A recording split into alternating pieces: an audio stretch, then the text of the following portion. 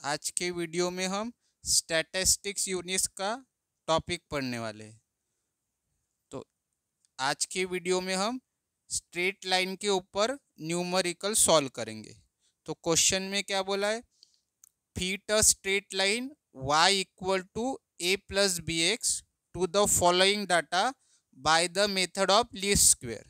ठीक है, इसके पहले मैंने एक वीडियो डाला है जिसमें मैंने बहुत सारी चीज़ें बताई है कि स्ट्रेट लाइन इक्वेशन को कैसे पहचानना है, क्योंकि हर बार ये स्ट्रेट लाइन इक्वेशन गिवन नहीं रहता।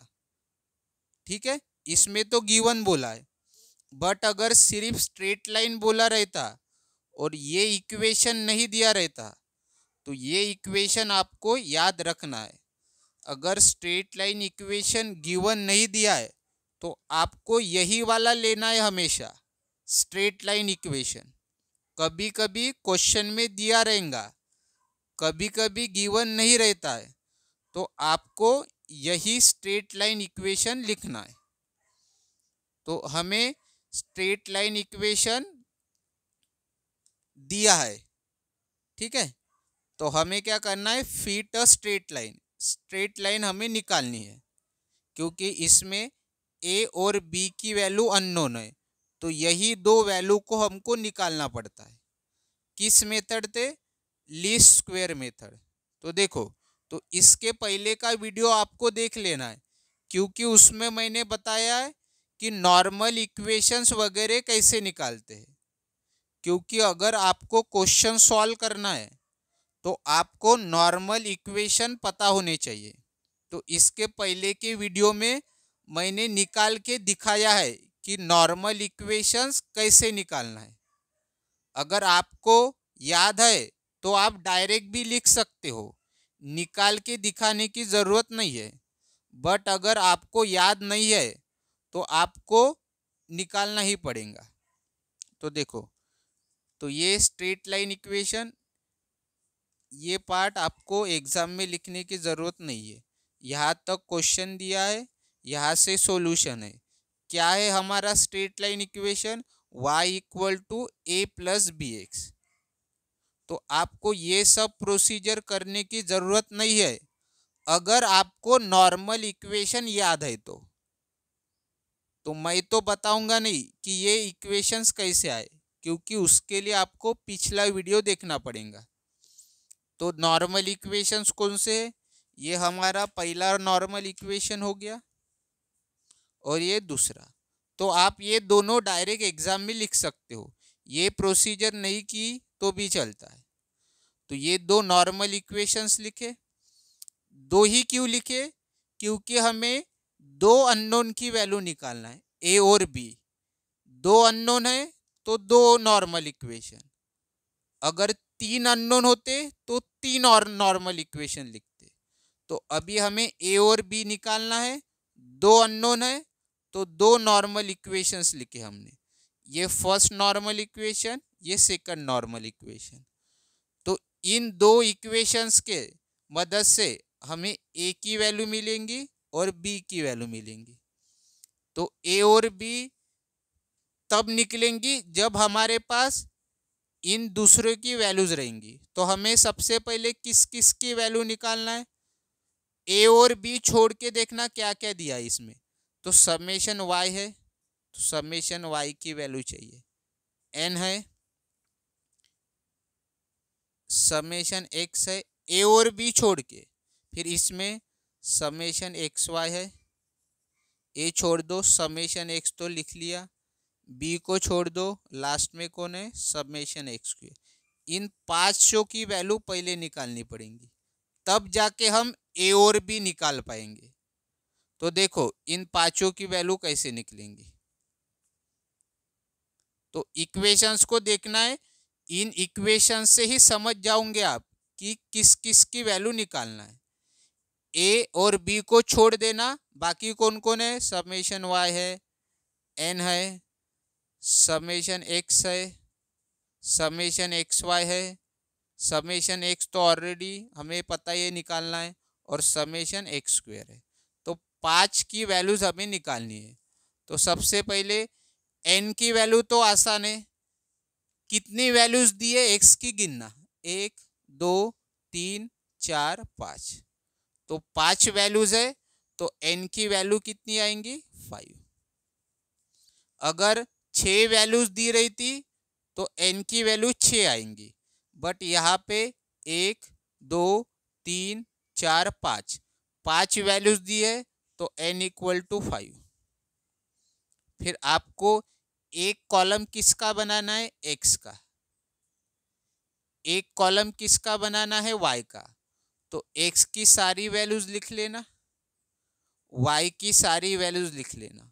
अभी देखो एन तो हो गया, अब समेशन एक्स का मतलब क्या होता है, समेशन मतलब सम करना, किसका सम करना है, एक्स वैल्यूज का, तो ये जो एक्स की वैल्यूज दी है 5 वैल्यू, इनका करना सम, एडिशन, तो आपको समेशन एक्स मिल जाएगा। तो इनका जब एडिशन करोगे 0 + 1 + 3 + 6 + 8, तो एडिशन कितना आएगा 18, तो समेशन एक्स भी मिल गया।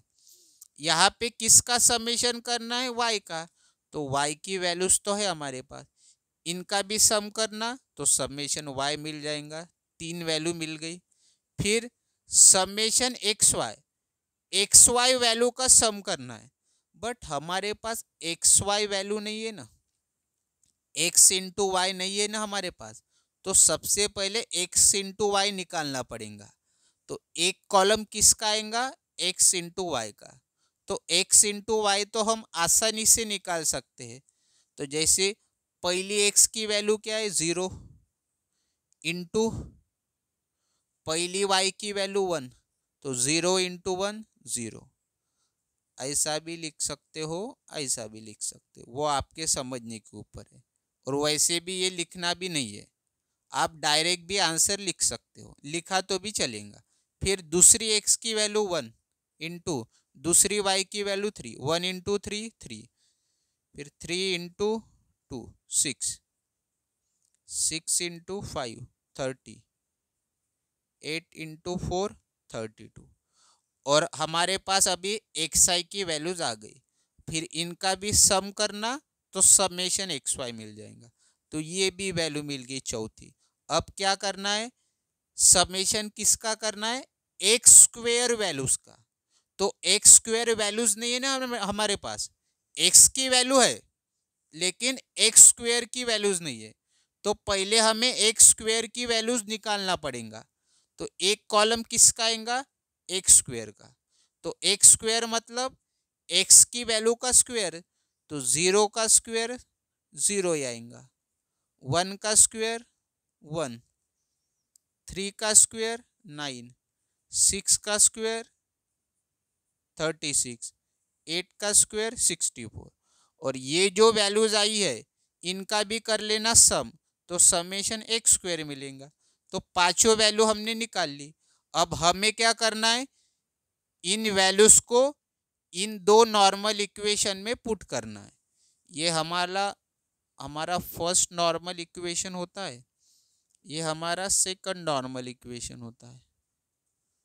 तो इसमें पहले अननोन थे ना, इनकी वैल्यूज पता नहीं थी, अब हमें पता चल गई, तो समेशन वाई कितना है 15,